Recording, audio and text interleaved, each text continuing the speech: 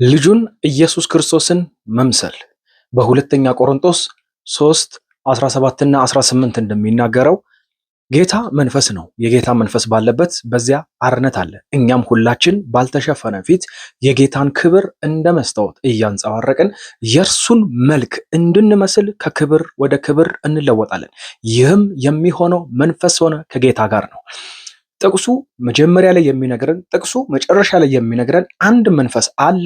ያ መንፈስ ደግሞ ክብሩን እንድናንጸባርቅና የልጁን መልክ እንድንመስል ይረዳናል፣ አርነት ያወጣናል ይላል።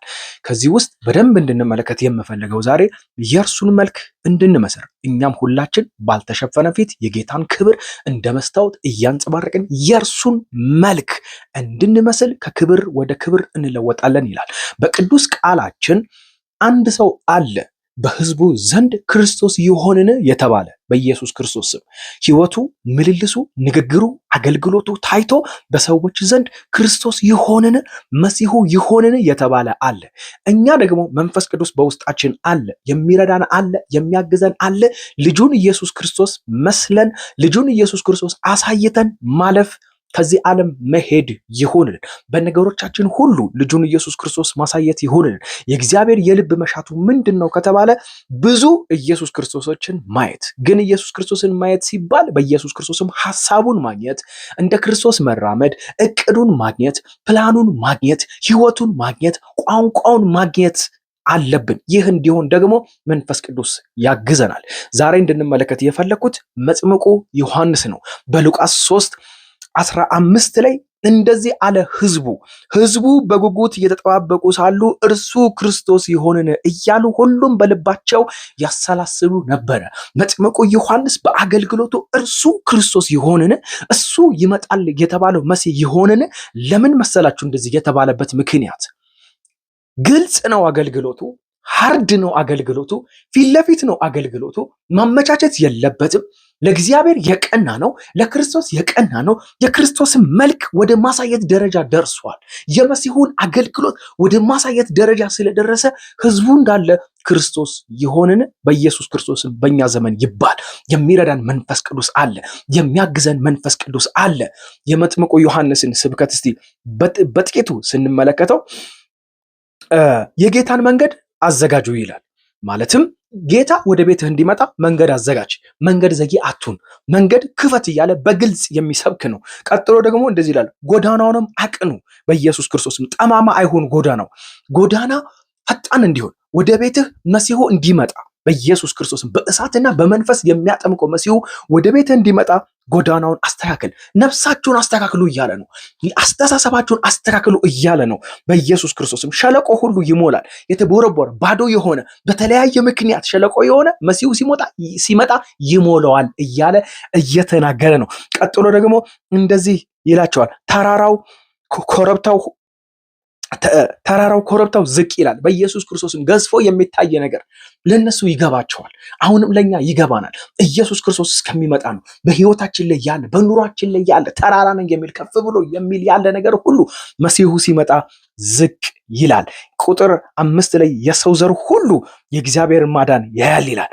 ከዛ እንደዚህ ይላቸዋል ደግሞ በስብከት ውስጥ ወደ ቁጥር 7 አካባቢ ስትመለከቱ እናንተ የእፉኝት ልጆች ከሚመጣው ቁጣ እንድታመልጡ ማን መከራችሁ? ይሄንን ኢየሱስ አገልግሎት ላይ ማግኘት ይቻላል።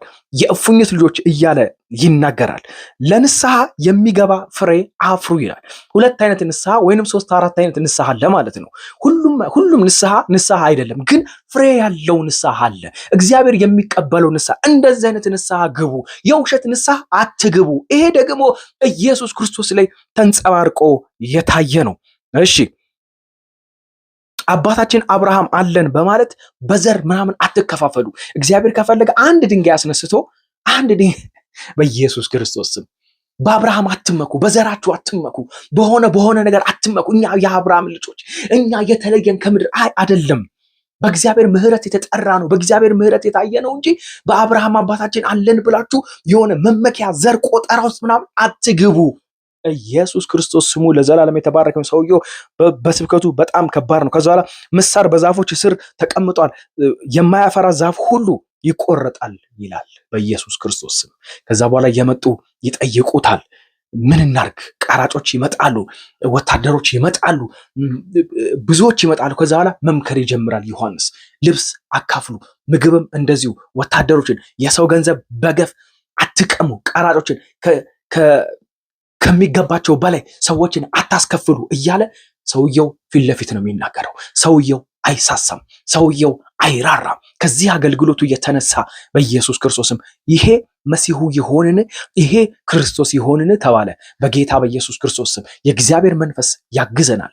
ያንን መልክ እንድንመስል ከክብር ወደ ክብር እንለወጣለን። በኢየሱስ ክርስቶስ ስም የመንፈስ ቅዱስ እርዳታ ይሁንልን። መልኩን በእኛ ይደገም። አባቶች እንደደገሙ ዮሐንስ ላይ እንደታየ ብዙ አባቶች አሉ፣ እንመለከታለን። በኢየሱስ ክርስቶስ አባቶች ላይ ክርስቶስ መሲሁ በኢየሱስ እንደታየ በናዝሬቱ ጌታ በኢየሱስ ክርስቶስ ስም በእኛ ዘመን ኢየሱስ ይደገም። በእኛ ዘመን፣ በእኛ ህይወት፣ በእኛ ትዳር፣ በእኛ ጮኝነት፣ በእኛ ቢዝነስ ኢየሱስ፣ በእኛ አገልግሎት ኢየሱስ ክርስቶስ ይደገም። ኢየሱስ ክርስቶስ ይታይ። አብ የሚወደው አብ የሚናፍቀው በሰው ልጆች ሁሉ ላይ ልጁ እንዲታይ ይፈልጋልና በኢየሱስ ክርስቶስ ስም በዚህ ዘመን በእኛ ላይ ይሁን። በናዝሬቱ ጌታ በኢየሱስ ክርስቶስ ስም ብዬ ጸለይኩ። እኛም ሁላችን ባልተሸፈነ ፊት የጌታን ክብር እንደ መስታወት እያንጸባረቀን ከክብር ወደ ክብር እንለወጣለን። ይህም የሚሆነው መንፈስ ከሆነ ከጌታ ጋር ነው። በኢየሱስ ክርስቶስ ስም አሜን።